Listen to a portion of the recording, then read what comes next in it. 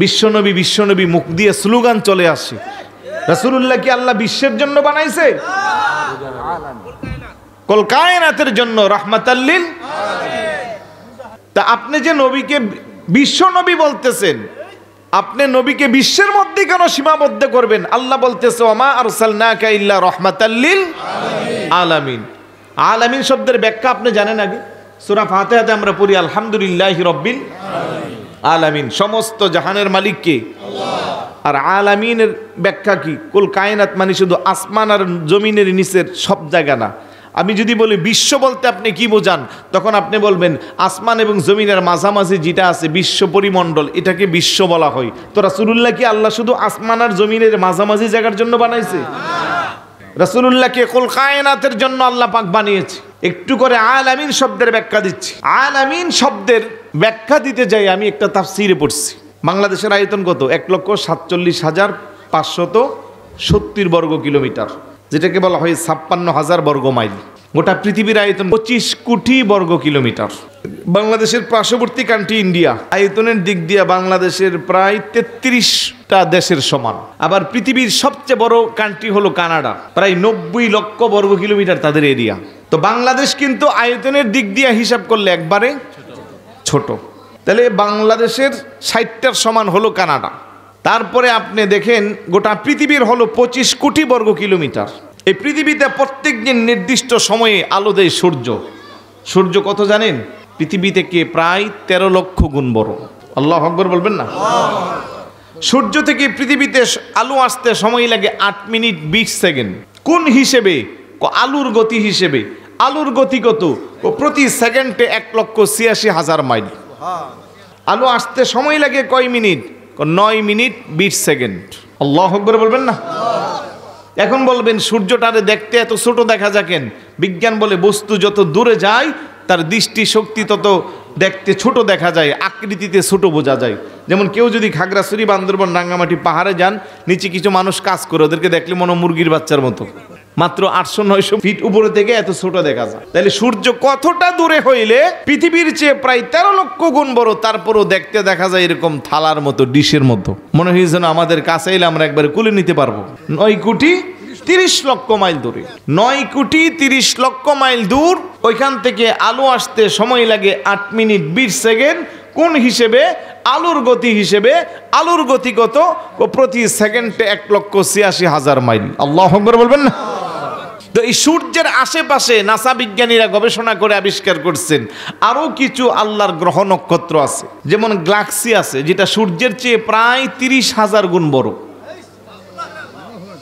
বিজ্ঞানীরা বলতেছে প্রথম আসমানের নিচে এমন কিছু আছে যেটাকে বিজ্ঞানের ভাষায় বলা হয় ব্ল্যাক হোল, কৃষ্ণ গহ্বর।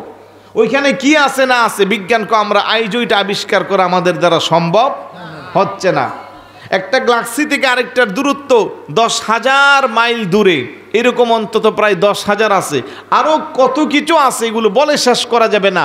আর এই বিজ্ঞানে যা বর্ণনা দিচ্ছে এই সবটুকুন হলো প্রথম আসমানের নিচে।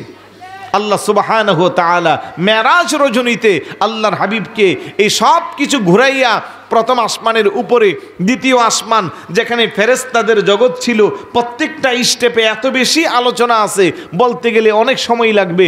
দ্বিতীয় আসমানের উপরে তৃতীয় আসমান, চতুর্থ, পঞ্চম, ষষ্ঠ, সপ্তম, সিদরাতুল মুনতাহা, তারপরে সীমান্তর শেষ প্রান্ত, লা মাকান লা জামান, তারপরে আমার আল্লাহর ৭০,০০০ নূরের পর্দা।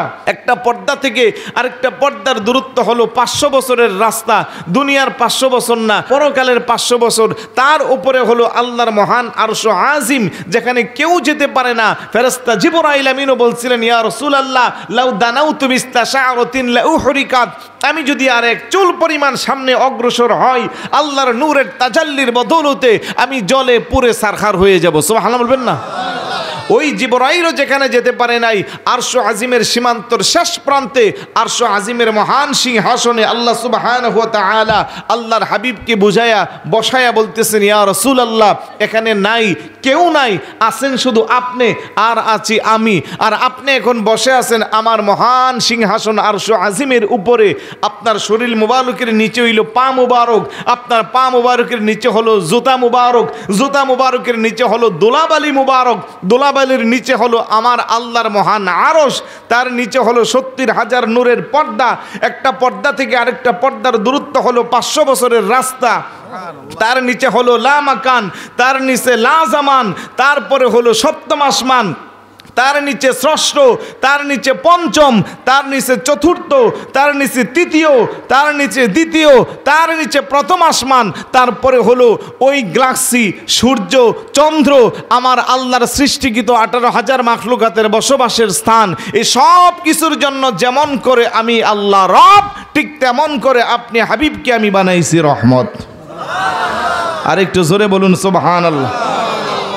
তা আপনি মিয়া নবীর বিশ্ব নবী কোন মুখ দিয়ে খই ফুটাইলান?